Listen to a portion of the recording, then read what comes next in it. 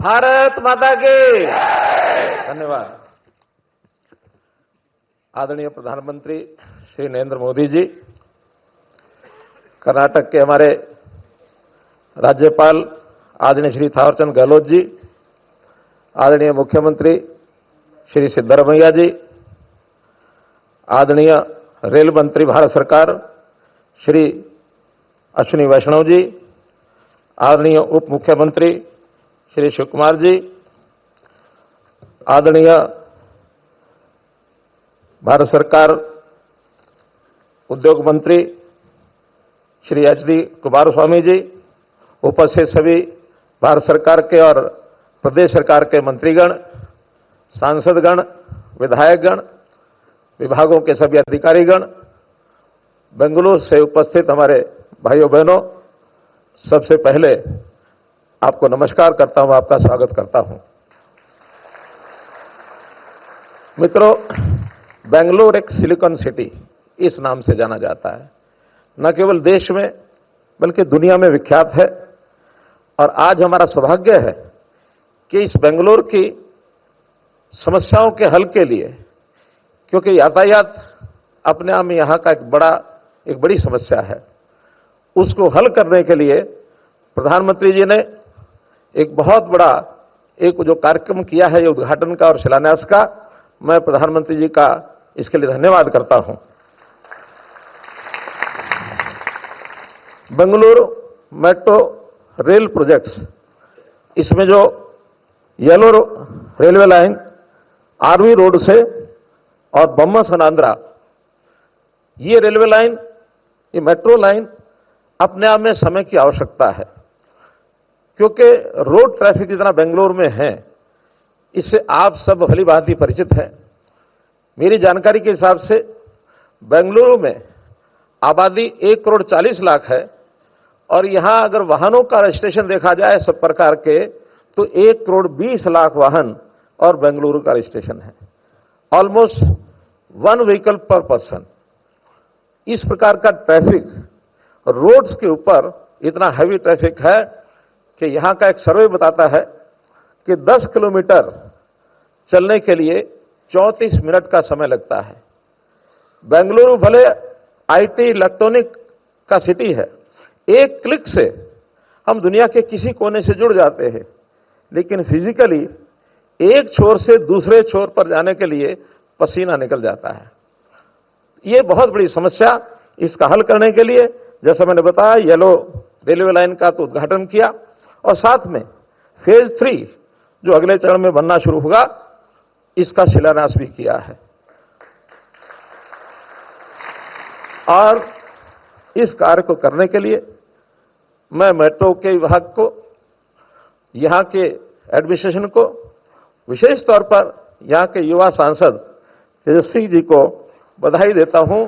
जिस प्रकार से ये प्रधानमंत्री जी के पास लगातार गए, लगातार हमारे विभाग में भी आए, और पिछले दिनों में कोलकाता से इसी मेट्रो के 3 बोगीज को और वहां से हरी झंडी देकर के वहां से यहां लाया गया, उस कार्यक्रम को भी उन्होंने कराया है। तो मैं ये कहूंगा कि कोई भी प्रोजेक्ट को सफल करने के लिए कोई ना कोई एक व्यक्ति अगर पीछे लग जाता है, तो निश्चित रूप से उसका सफलता उसके पीछे छुपी होती है। हम जानते हैं कि दुनिया में अर्बनाइजेशन बहुत बढ़ रहा है। आज हमारे भारत की आबादी 35% अर्बन सेक्टर की आबादी है, और जैसा अनुमान लगाया जा रहा है 2047 तक ये आबादी 50% शहरी आबादी हो जाएगी। तो जिस प्रकार से आबादी बढ़ रही है, उस प्रकार से उसका इंफ्रास्ट्रक्चर बढ़ना ये भी बहुत आवश्यक है। यहाँ मेट्रोज की आवश्यकता है, यहाँ आरटीएस की आवश्यकता है, ई मोबिलिटी की आवश्यकता है, ई बसेस की आवश्यकता है, पाथवेज की आवश्यकता है, ताकि आना जाना ये सुलभ हो जाए, ताकि ये ट्रैफिक की समस्या भी दूर हो। और दूसरा प्रदूषण भी, रोड ट्रैफिक जो खास करके पेट्रोलियम पर, डीजल पर चलने वाला, इसके कारण से प्रदूषण बढ़ता है। उस प्रदूषण की कमी के लिए भी मेट्रो अपने आप में एक योगदान दे रहा है। मित्रों, मजाक में कहते हैं कि कभी बेंगलुरु का कोई एक साथी अपने किसी साथी को एयरपोर्ट पर छोड़ने जाएगा, तो एयरपोर्ट पर उसको सी ऑफ करके आएगा। वो साथी मुंबई या दिल्ली पहुंच जाता है, लेकिन ये साथी एयरपोर्ट से अपने घर नहीं पहुंच पाता है। तो इस प्रकार की समस्या के बारे में जो एक भयंकर वातावरण है, इसको एक चुनौती के रूप में प्रधानमंत्री जी के नेतृत्व में हमने स्वीकारा है। और उसके पीछे की जो एक और भूमिका आगे की बता रहा हूं कि कुछ पाइपलाइन में बहुत सी योजनाएं हैं। आज फेज 3 का शिलान्यास हुआ है। अब एक और 3A का जो एक प्रोजेक्ट बहुत जल्दी स्वीकृति मिलने के बाद उसको भी चालू कराया जाएगा। और जितनी प्लानिंग बेंगलुरु की है, मैं समझता हूं आने वाले वर्षों में दिल्ली के बाद नंबर 2 पर मेट्रो नेटवर्क वो बेंगलुरु का होगा। बेंगलुरु की ये ट्रैफिक की जो रफ्तार है, इसको ही नहीं बल्कि इसके साथ यहां की प्रगति, ये भी एक अभूतपूर्व माइलस्टोन है। और बेंगलुरु की माइलस्टोन इसलिए बनी है कि आईटी, यहां उद्योग में खास करके गारमेंट्स, इस उद्योग के लोग भी बहुत काम करते हैं। ऐसा जानकारी मिली है 13 लाख वर्कर ये डेली अपने स्थान, एक स्थान से दूसरे स्थान केवल 2 उद्योगों में जाते हैं। जीडीपी इन सब उद्योगों के कारण से यहां बढ़ी है। तो ये सब श्रेय प्रधानमंत्री जी को जाता है। प्रधानमंत्री जी ने न केवल बेंगलुरु और कर्नाटका बल्कि देश भर में जिस प्रकार से इस प्रगति की रफ्तार को बढ़ाया है, दुनिया में हमारा नाम हुआ है। हमारी आर्थिकी जो कभी 5वें नंबर पर थी, 4थे पर आ गई है और आने वाले 2027 में 3रे नंबर पर आने की पूरी हमारी योजना है कि हम 3rd place will cover in the economic GDP structure. पिछले 11 साल में ये प्रगति का अगर पैमाना देखना हो तो मैं केवल 1 महीने के प्रधानमंत्री जी के जो कार्यक्रम हुए हैं, पिछले 1 महीने के, कि सारे देश भर में किस प्रकार से कार्यक्रम आयोजन किए हैं, चाहे उद्घाटन हो, चाहे शिलान्यास हो अथवा अन्य प्रकार के। 12 जुलाई को यानी 1 महीना पहले रोजगार मेले के रूप में अलग अलग विभागों के युवाओं को 51,000 अपॉइंटमेंट लेटर दिए। ये 12 जुलाई 1 महीने पहले की बात है।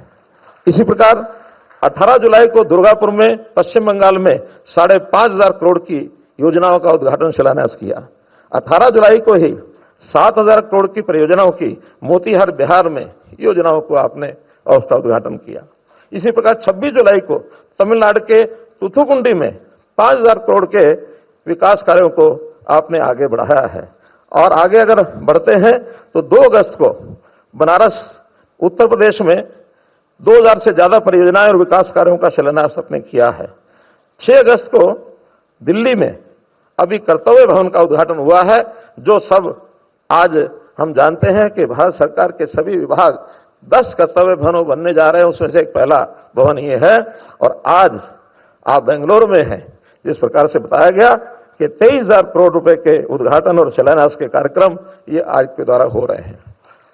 और न केवल यहां तक, कल प्रातःकाल 187 बहुत अच्छे फ्लैट्स, मेंबर पार्लियामेंट के नए भवन, उसका भी आप उद्घाटन करने वाले हैं। तो कल के कार्यक्रम की भी, चूंकि वो मेरे विभाग में मुझे साथ जाना होगा, तो इस नाते से ये लगातार महीने में इतने करोड़ों रुपए के जो उद्घाटन शिलान्यास और कार्यक्रम हो रहे हैं, ये लगातार 11 साल से चल रहे हैं।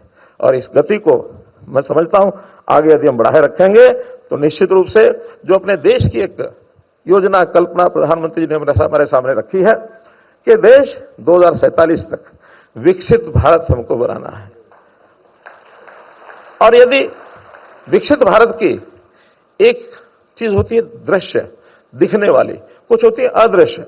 हमारी आर्थिक स्थिति ये दिखने वाली चीज नहीं, महसूस करने वाली बात है। हमारी जीडीपी कैसे बढ़ती है, दिखने वाली चीज है। बहुत से ऐसे कार्यक्रम जो दुनिया उसको एहसास करती है, लेकिन आप दुनिया के किसी शहर में जाए, किसी देश में जाए, तो वहां के जो बड़े शहर हैं, उन शहरों को देखने से पता लगता है कि ये देश कैसा होगा। और उस प्रकार से वहां के, चाहे उसमें हम टोक्यो जाएं, बर्लिन जाएं, बीजिंग जाएं, हम वाशिंगटन जाएं, लंदन जाएं, ये कितने ही ऐसे देशों के शहर हैं जो विकसित हैं। उनके बराबर हम भी अपने यहां, चाहे वो बेंगलुरु हो, चाहे दिल्ली हो, मुंबई हो, अहमदाबाद हो, हैदराबाद हो, चेन्नई हो, ये सब शहरों को हमको उनके मुकाबले पर लाना है। और निश्चित रूप से मैं मान के चलता हूं कि हम सब कंधे से कंधा मिला करके आगे बढ़ेंगे तो एक दिन निश्चित रूप से हम इस टारगेट को पूरा करेंगे कि देश विकसित भारत के रूप में आगे आएगा। और इसका श्रेय हमारे माननीय प्रधानमंत्री जी को जाएगा कि उन्होंने जो नींव रखी उस नींव को आगे बढ़ते हुए हम पूरा कर रहे हैं। बहुत बहुत धन्यवाद।